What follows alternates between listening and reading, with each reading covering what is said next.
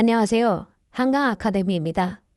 오늘은 산업안전지도사 바이블 1차 공통필수 3과목인 기업진단지도 2013년 58번 문제부터 풀이하도록 하겠습니다. 58번. 막스 베버가 제시한 관료제의 특징은 1번. 조직의 활동을 합리적으로 조정하기 위해서는 업무 처리를 위한 절차가 명확하게 규정되어야 한다. 맞는 설명입니다. 그렇다면 막스 베버가 제시한 관료제의 특징에 대해서 간략하게 설명드리겠습니다. 막스 베버의 관료제 모델은 업무 처리 절차가 명확하게 규정되어야 한다고 주장했고, 이는 업무의 표준화와 예측 가능성을 높이고 개인적 재량을 줄이는 데 중점을 둡니다. 큰 특징으로는 명확한 계층 구조, 업무의 표준화와 전문화, 엄격한 규칙과 규정, 무개인화, 기록의 중요성으로 나뉘고요.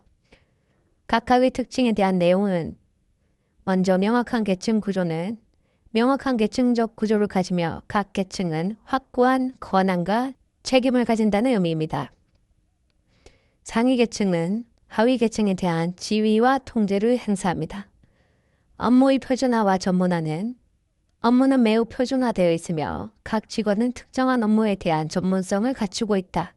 이는 업무 처리의 일관성과 예측 가능성을 높인다는 의미입니다. 엄격한 규칙과 규정은 엄격한 규칙과 절차를 통해 운영되고, 이러한 규칙은 조직 내의 모든 활동을 안내하며 개인의 재량을 최소화한다는 의미입니다. 무개인화는 개인적 감정이나 관계보다는 엄격한 규칙과 절차가 우선시 된다는 의미이고요. 공정성과 객관성을 강조하며 직무 수행 시 개인적인 역량을 배제한다는 의미입니다. 기록의 중요성은 모든 공식적인 의사결정과 절차는 문서로 기록되어야 한다는 것이고, 이는 조직의 활동이 추적 가능하고 검증 가능하도록 보장한다는 의미입니다. 막스 베버의 관료제 특징은 현재까지 한 번밖에 기출되진 않았습니다. 다음 59번 문제입니다. BSC에 관한 설명으로 옳지 않은 것은 1번 내부 프로세스 관점과 학습 및 성장 관점도 평가의 주요 관점이다. 맞는 설명이죠. 2번 재무적 관점 이외에 고객 관점도 평가의 주요 관점이다. 맞는 설명입니다. 3번 로버트 카플란과 노튼이 제안한 성과 평가 방식이죠. 4번 균형 잡힌 성과 측정을 위한 것으로 대개 재무와 비재무 지표, 결과와 과정, 내부와 외부, 노와 사 간의 균형을 추구하는 도구이다. 다른 것은 맞는 설명인데요. 노와 사 간의 균형을 추구하는 도구, 이것은 관계없는 설명이기 때문에 틀린 지문이 되겠습니다. 전략 모니터링 또는 전략 실행을 관리하기 위한 도구로 활용하는 경우에는 성과 평가 결과를 보상에 연계시키지 않는 것이 바람직하다는 견해가 있습니다. 맞습니다. 그렇다면 BSC는 어떤 것인지 한번 살펴보겠습니다. 현재까지 6번 기출될 정도로 중요한 개념이 되겠는데요. 해당 내용은 반드시 숙지할 수 있도록 하셔야 할 것 같습니다. BSC는 균형 성과표라고도 불리고요. 아까 3번 지문에서 나왔다시피 로버트 케플란과 노턴이 제안한 성과 평가 방식입니다. 단순히 생산, 영업, 설계, 관리 부문에만 국한되지 않고 재무, 고객, 내부 프로세스, 학습 및 성장 등 4가지 관점에서 균형적인 성과 측정을 추구하는데요. 크게 4가지 관점이 있습니다. 재무 관점, 고객 관점, 내부 프로세스 관점, 학습과 성장 관점입니다. 각 관점에 대한 자세한 내용은 다음 해설에 다시 다루도록 하겠습니다. 여기 보시면은 BSC에 대한 설명들이 많이 나와 있죠. 이 내용들은 전부 기출된 내용입니다. 따라서 한 번씩 읽어보시고 BSC가 뭔가 암기할 필요가 있습니다. 다음 60번 풀겠습니다. A 과자는 근무 평정을 할 때 자신의 부하 직원 B가 평소 성실하다는 이유로 자신이 직접 관찰하지 않아서 잘 모르는 B의 창의성, 도덕성, 기획력 등을 모두 높게 평가하였다. 이러한 경우 A 과장은 어떤 평정 오류를 범하고 있는가? 해당 오류는 후감 오류라고 합니다.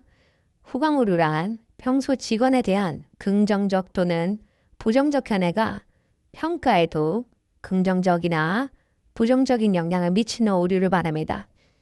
그렇다면 나머지 보기 4가지에 대한 설명도 간략하게 드리겠습니다. 이런 것을 지각의 오류라고 하는데요. 5번 정도 출제될 정도로 빈출 내용이니까 반드시 암기하시기 바랍니다. 첫째, 중앙 집중 오류. 평가자가 모든 직원을 평균적이거나 중간 수준으로 평가하는 오류입니다. 관대화 오류. 평가자가 일부 또는 모든 직원의 수행을 실제보다 더 높게, 더 좋게 평가하는 오류를 말합니다. 엄격화 오류. 반대로 평가자가 일부 또는 모든 직원의 수행을 실제보다 더 낮게, 나쁘게 평가하는 오류를 말합니다. 후광 오류는 조금 전에 나왔었죠. 평소 직원에 대한 긍정적 또는 부정적 견해가 평가에 영향을 미치는 것을 말합니다. 다음으로 대비 오류는 평가자가 절대적인 기준을 가지고 평가를 하야 함에도 불구하고 본인이나 다른 대상과의 비교를 통해 평가하는 오류를 말합니다. 예를 들어 매우 우수한 성과를 보인 A 사원을 평가하고 다음 차례로 B 사원을 평가할 때 B 사원은 평균적인 성과를 보였음에도 불구하고 매우 우수한 성과를 보인 A 사원과 비교하여 평균 이하의 평가를 받을 수 있습니다. 다음, 자기 본의적 편향, 이기적 편향. 개인이 자신에게 유리하게 정보를 해석하고 판단하는 경향을 말합니다. 다음 61번 문제입니다. 직무만족의 선행 변인에 관한 설명으로 고른 것은 1번 통제 소재에서 내재론자들은 외재론자들보다 자신들의 직무에 대해 더 만족한다. 맞는 설명이고요. 나머지 보기들이 왜 틀렸는지 보겠습니다. 2번 직무 특성과 직무 만족 간의 상관은 질문지로 측정한 연구에서는 나타나지 않았다. 아니죠. 질문지를 측정한 연구 등 다양한 방법에서 일반적으로 나타납니다. 3번 집단주의적 아시아 문화권에서는 직무 특성과 직무 만족 간의 상관이 높은 것으로 나타났다. 아닙니다. 꼭 그렇다고 단정할 수는 없죠. 이렇게 단정할 수 없는 보기들이 간혹 나오는데요. 이러한 것은 정답이 되기가 어렵습니다. 4번 급여 만족은 분배 공정성보다 절차 공정성이 더 밀접한 관련이 있다. 아니죠. 급여 만족은 분배 공정성과 절차 공정성이 둘 다 중요하지 어느 한쪽과 더 밀접한 관련이 있다고 단정하기에는 어렵습니다. 그렇다면 분배 공정성이란 급여가 기여에 따라서 공정하게 분배되었는가를 말하고 절차 공정성은 급여의 결정 과정이 공정했는가를 말합니다. 5번 직무 특성 차원과 직무 만족 간의 상관을 산출해 본 결과 직무 만족과 가장 낮은 상관을 나타내는 직무 특성은 기술 다양성이었다. 해당 내용도 단정하기 어려운 지문이죠. 따라서 정답은 1번이 되겠습니다.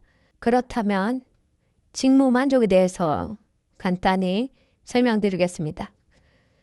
직무 만족이 높은 직원들은 일에 더 집중하고 조직의 규정과 절차를 더 잘 따르는 경향이 있어 안전사고의 위험을 감소시킬 수 있죠.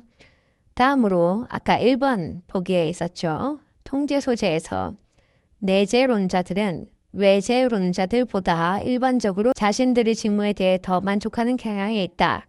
그렇다면 내재론자란 자신의 행동과 결과가 자신의 통제하에 있다고 믿는 사람들을 말하죠. 외재론자는 외부 요인에 의해 자신의 행동과 결과가 결정된다고 믿는 사람들입니다. 그렇다면 내재론자들이 외재론자들보다 직무에 더 만족하는 이유는 내재론자들이 자신의 업무 환경에 더 큰 통제력을 느끼고 이로 인해 더 큰 만족감을 경험하기 때문입니다. 다음 62번입니다. 사회적 권력 유형에 대한 설명으로 옳지 않은 것은 1번 합법 권력, 상사의 직책에 고유하게 내재하는 권력, 맞는 설명이죠. 2번 강압 권력, 상사가 징계, 해고 등 부하를 처벌할 수 있는 능력, 맞는 설명입니다. 3번 보상 권력, 상사가 부하에게 수당, 승진 등 보상해 줄 수 있는 능력, 맞는 설명이죠.